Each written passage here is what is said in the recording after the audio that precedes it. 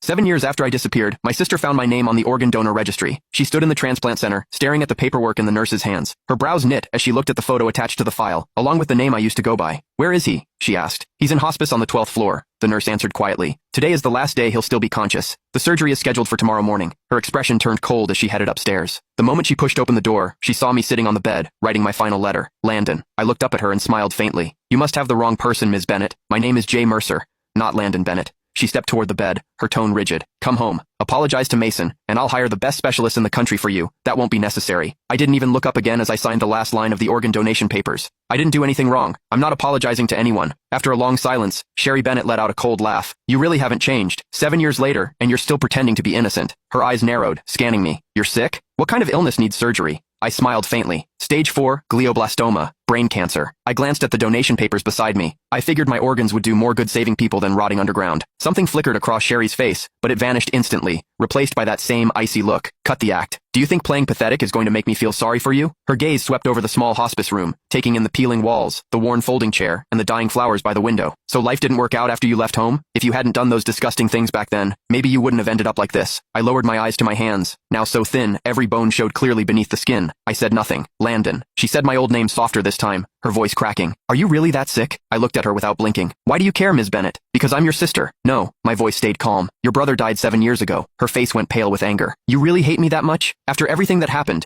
Are you seriously pretending you weren't the one who enough?" I cut her off. "You didn't come here to dig up the past. Say what you actually came to say." She opened her mouth, then hesitated, completely speechless. I gave a soft laugh. "Let me guess. Mason needs a new liver, doesn't he?" Sherry didn't answer. She didn't have to. The way her eyes avoided mine told me everything. I leaned back against the hospital bed, laughing under my breath. "So, that's it. After 7 years, he finally remembered he had an older brother. Today, you came here to ask for my liver?" "Not ask," she corrected sharply. "It's your duty. You agreed to donate before, and Mason needs you again now. He's your brother." I stared at her, amused by how ridiculous she sounded. "Sherry, when you kicked me out 7 years ago, why didn't you remember I was his brother then?" "That was your own fault," she snapped. "If you hadn't done those horrible things to Mason, if you hadn't framed him, I never would have kicked you out." Her voice shook with fury. "You're still lying. Still acting innocent. You think disappearing for 7 years erased what you did?" I slowly closed my eyes as numbness spread through my chest. Even now, she never doubted him. To her, I was always the villain. "Please leave. I need to rest." She grabbed my shoulder hard enough to hurt. "Listen carefully. Mason needs your liver." I opened my eyes, looking at her calmly. "Then he can wait for someone else. My organs are already promised to strangers." Her whole body shook with anger. "How can you be so heartless? Mason saved my life back then.